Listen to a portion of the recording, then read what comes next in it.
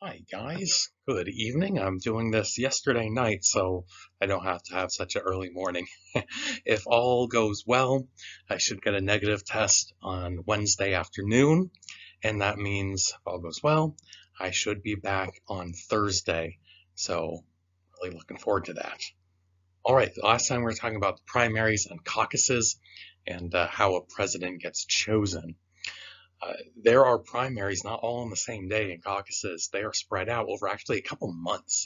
It's over a month when this happens, which is kind of crazy.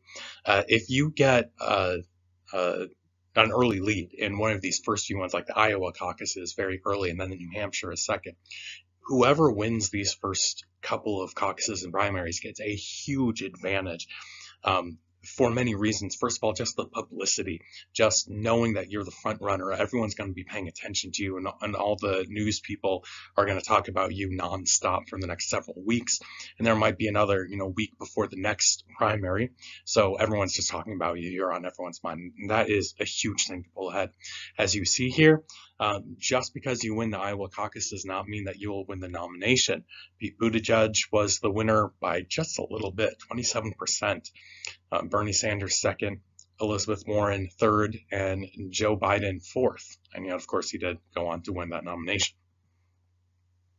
And here, again, very close. Ted Cruz won by 28%, Donald Trump 24%, Marco Rubio 23%. And of course, we know Donald Trump won that nomination. And this was last time. I looked at the last election, and President Trump won the Iowa caucus by like 98.5%. Because no one wanted to run against him, really.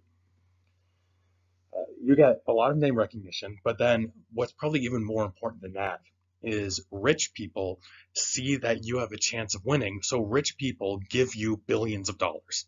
And then maybe not billions, but millions certainly. And then you can spend that money on more TV ads, which just gets you more recognition. So really, it's like a snowball effect. If you start off doing kind of well, that'll just snowball until you are the only person that anyone's talking about. That really happened with Donald Trump in his first time running. He was a nobody. Nobody really knew anything about him other than he's a TV dude and Trump Towers, and no one really knew him. But then as soon as he did kind of well, everyone's talking about him. Then they just won't shut up about him, and he's constantly on TV. And then he used that.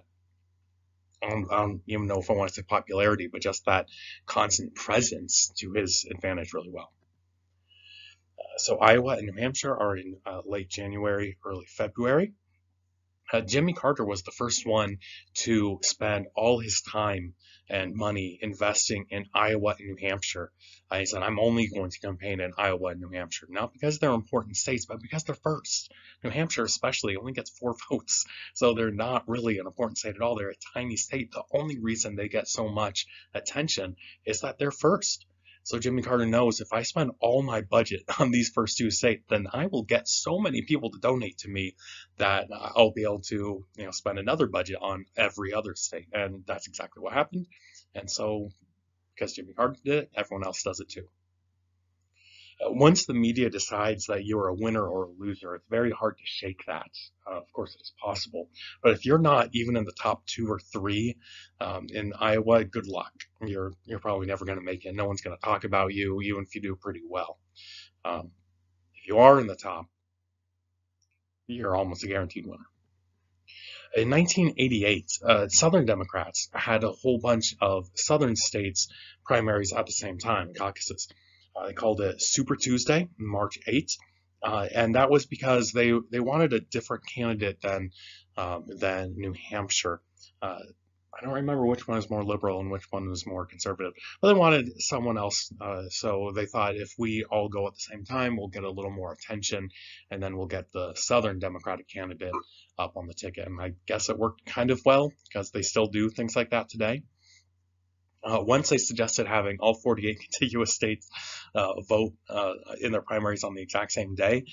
That hasn't happened yet, probably just because each candidate wants to go to not every state, but a lot of the states and campaign, and you can't do it all. So it's nice to go Iowa first and then forget about Iowa, go to a different state and then do their state and then go to the next state and have this campaign trail.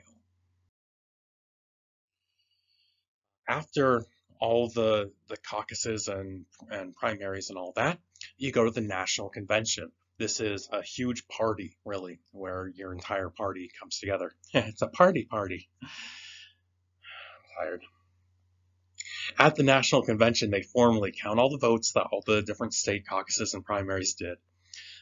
They formally nominate their candidate and then get all their party rules and structure and organization and leadership all set for the next few years.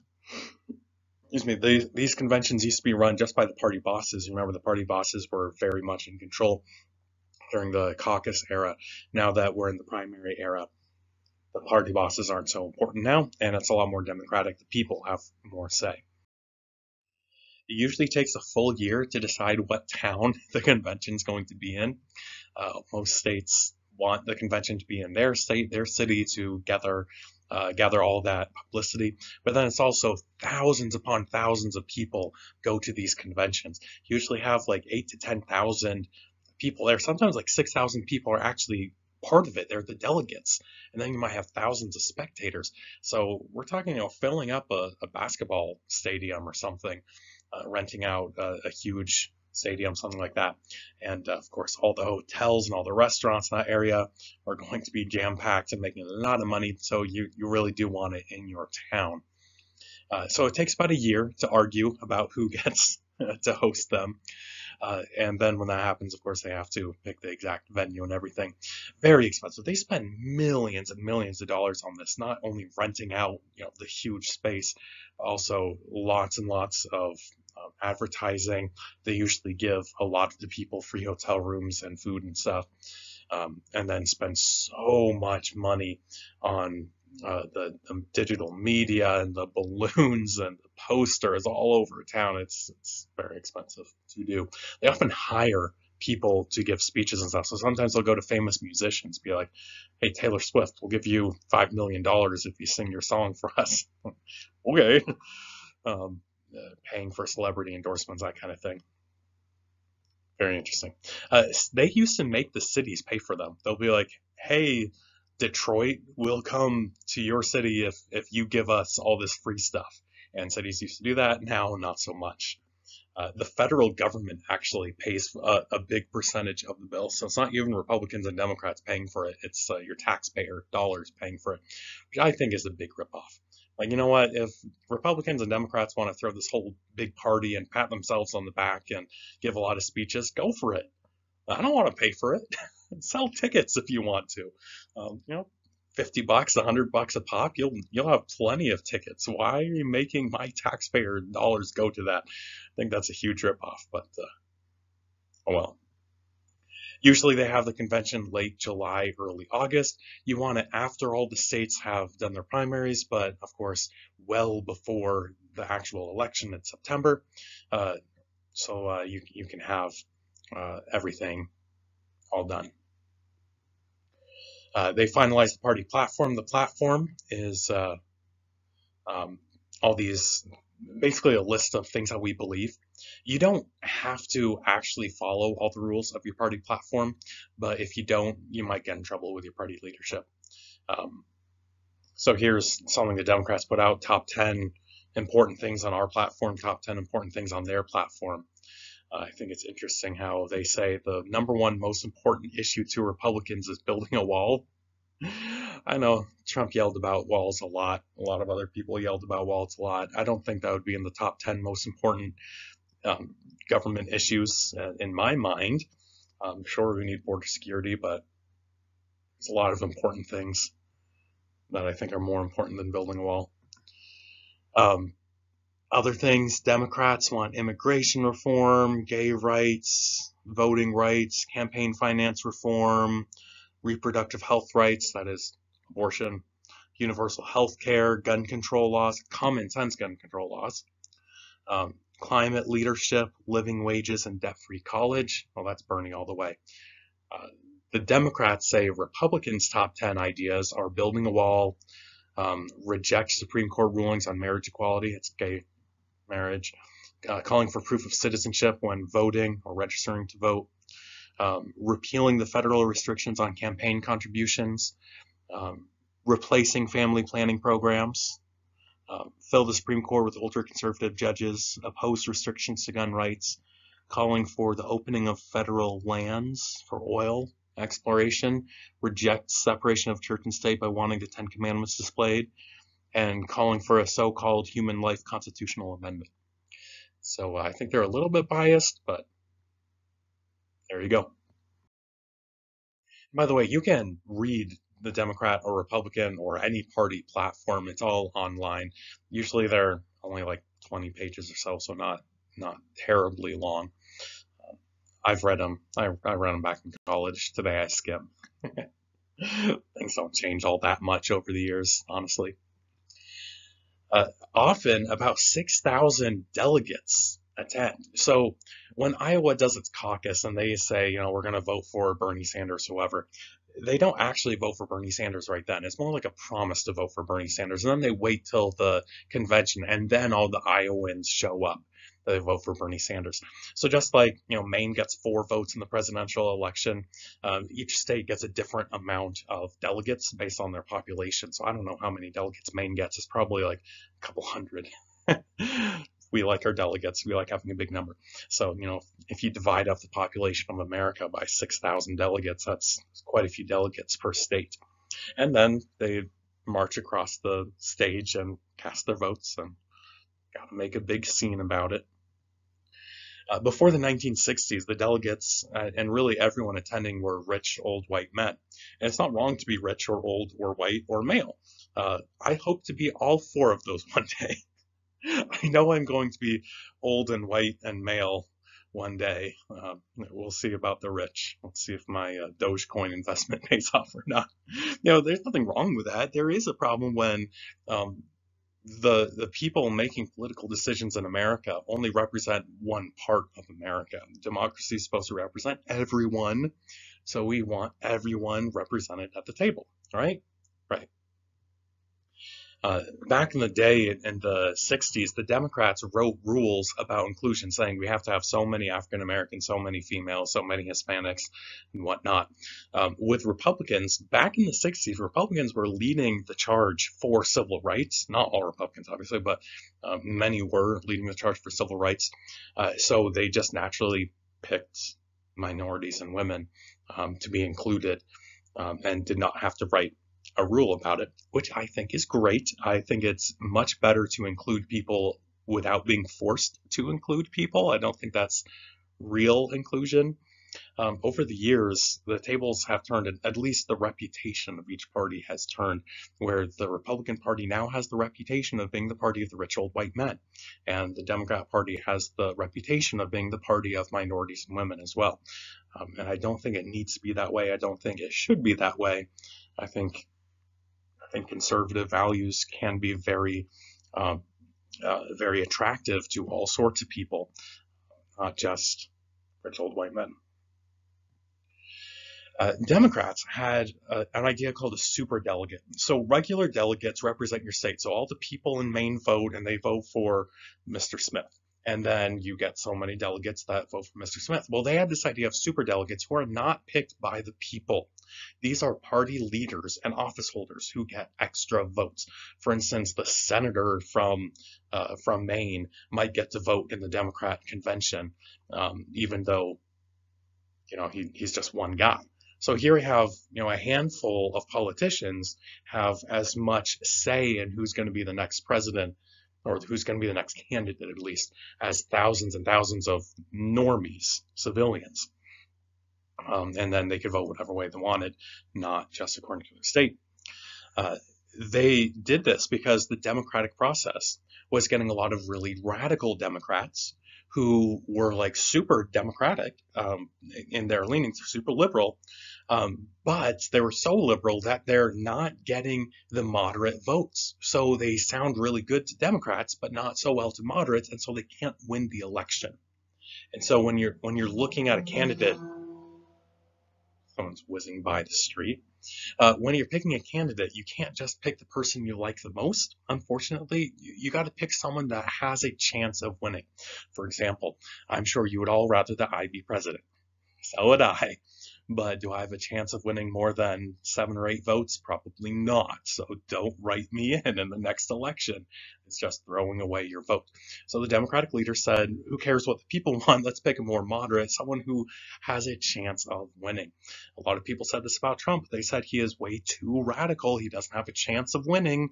And for months and months and months on the campaign trails, like, he doesn't have a chance of winning. He doesn't have a chance of winning. And then he won, which surprised everyone, probably himself too. Um, yeah. In not the last election, or the time before that, Trump's first election, when it was Trump versus Clinton, Sanders was doing very well. Bernie Sanders was doing very, very, very well. But he's so radical, the Democratic superdelegates said he's not electable. He's too socialist. Let's get Hillary Clinton instead. She's more moderate. She wasn't very moderate, but more moderate than Bernie. Of course, it's not hard to be more moderate than Bernie. Well, Sanders complained, and he complained so loud, they said more Democrats wanted me to be president than wanted Hillary to be president.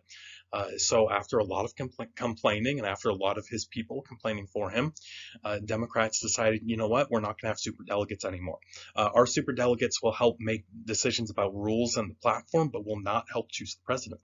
So they don't have superdelegates anymore, not like that. Republicans do have a handful of superdelegates. If I remember the book, it said 7%, which is not a very large percentage. And I think they do have to vote the way their state votes. I'm like, well, then why? I don't know. Very complicated. But Republicans have a handful of superdelegates. Democrats don't really. The convention nominates the president and vice president. They do their official vote. They officially pick the president and vice president. They adopt a platform. They've been arguing about the different petty rules and all that, and what they stand for and what they don't stand for. And they launch a campaign. Now it's unified. It's not every candidate for themselves. You might have had a dozen candidates all pulling the party in their separate direction, and now you have one candidate, the Republican candidate and the Democratic candidate, and they're pulling the party in one direction, and everyone has to work together to try to win the real election. First day, and by the way, the convention is usually multiple days, like maybe 3 days. It's been a whole week sometimes. People are feeling, like spending a lot of money. Usually just a ton of speeches by a bunch of different people. Here's Bernie Sanders making speeches about how wonderful Hillary is. Don't think his heart was really in it. Of course, Jared Kushner making speeches on behalf of his father-in-law. And then typically have 1 or 2 keynote speakers, which means like the super important speakers. We do this kind of this way of organizing conferences is very, very common. When we go to teacher conferences, which I haven't been to in a few years, I'm kind of missing that. When we go to teacher conferences, usually there's this 1 or 2 maybe keynote speakers, and they'll give a speech to everybody. And then we break up into workshops, and you have lots of different people giving speeches and stuff in different rooms. And you do a couple of those, and then you get back together for the keynote speaker again. Usually everyone hears a keynote speaker a few times in the teacher convention. Kind of similar thing in lots of like business meetings and stuff. And like this, very common. Lots of people speaking, 1 or 2 really important guys that everyone needs to listen to. You get a lot of rule making about the party and credential checking. So every state sends a bunch of delegates, and you have to make sure that they're actually from the state and the state did all their rules right. Usually very, very boring. I'd be up for listening to 1 or 2 famous people give speeches. I don't know if I would want to stay there all day long at the convention center listening to like a dozen different speeches and then everyone checking on the delegates from Arizona. I don't know.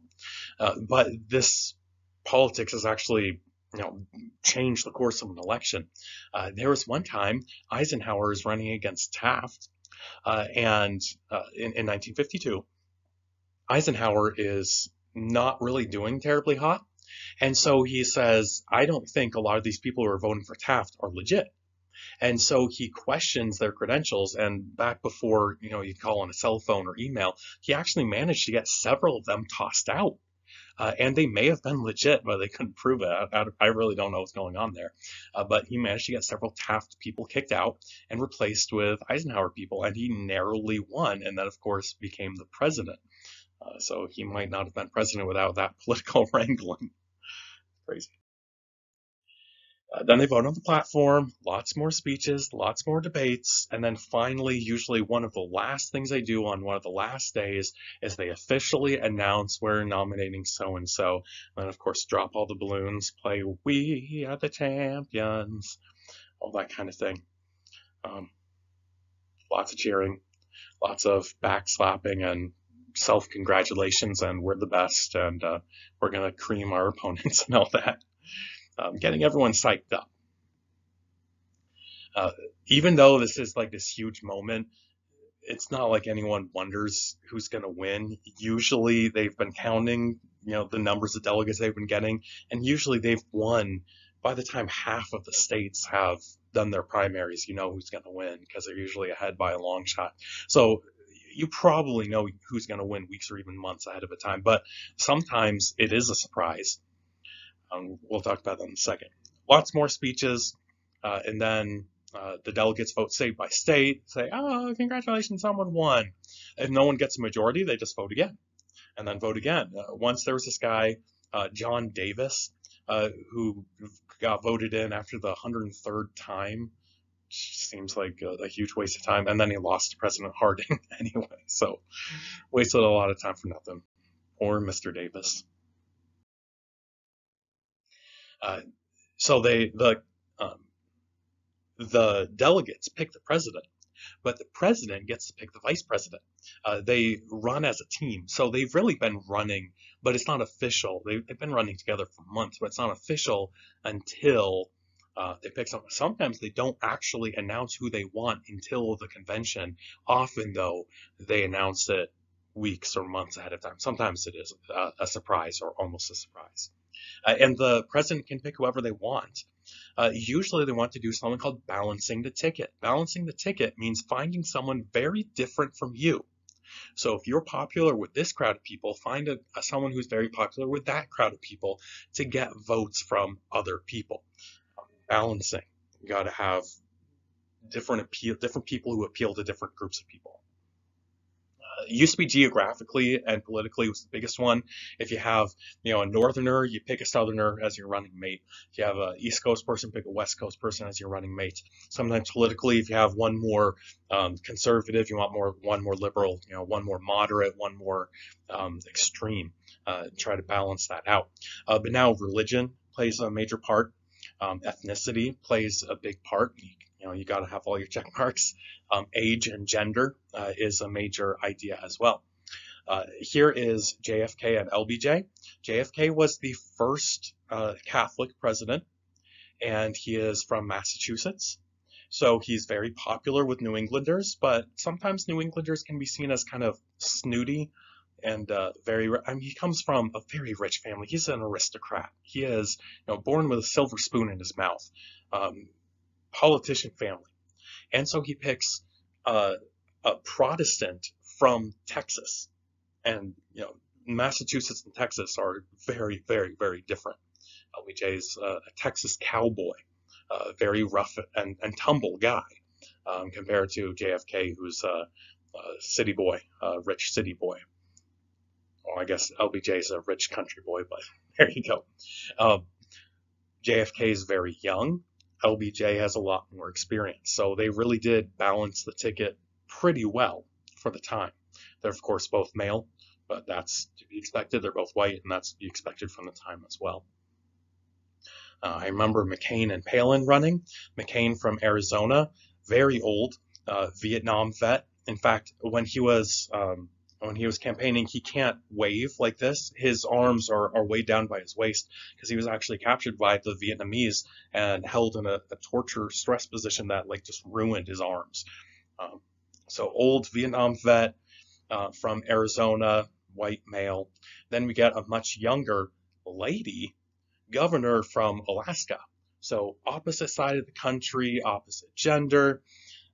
He was much more calm and reserved, and she's a little bit crazy. I really liked her. She put her foot in her mouth, and she's said and done some weird stuff recently. But when she was running, I thought she was pretty fun. Here, of course, we have Hillary Clinton and is it Tim? I think it's Tim Kaine. Um, she would have been the first female president, and she probably thought if there's a female vice president that less people would vote for her. She's probably right. Get a old white man to run with you. Maybe that'll get you some votes. Uh, Barack Obama, the first time he ran, he was rather young. He's from Illinois. Where's Biden from? Is Biden from Massachusetts too? I think he is. Maryland? I don't know. He's East Coast. So, different part geographically. I do think one reason he picked Biden is that Biden is an old white politician.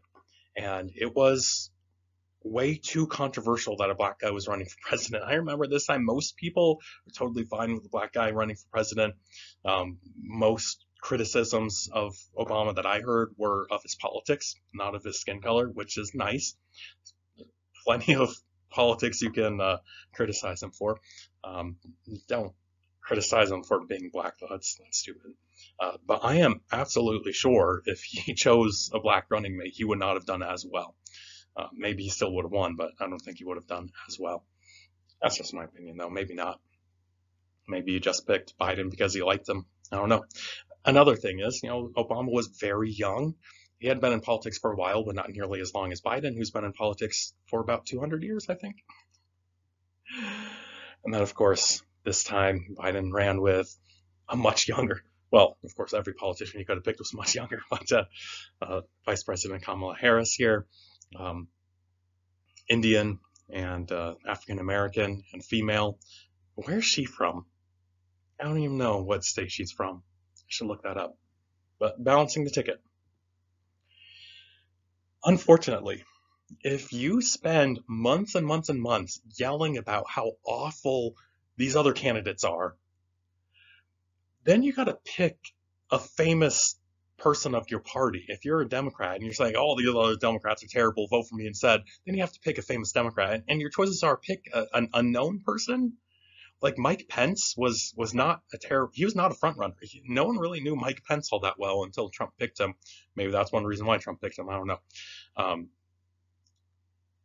It can be hard to pretend that you're besties now after all that. So here's just an example of Bernie Sanders smiling and congratulating Hillary Clinton, say, hey, everyone vote for her. It's like, And then, of course, your wife is ugly. Thank you, sir. Everyone vote for you. Yeah, I don't know about that. If someone called my wife ugly on Twitter, I don't think I'd tell people to vote for him. Well, it's just me.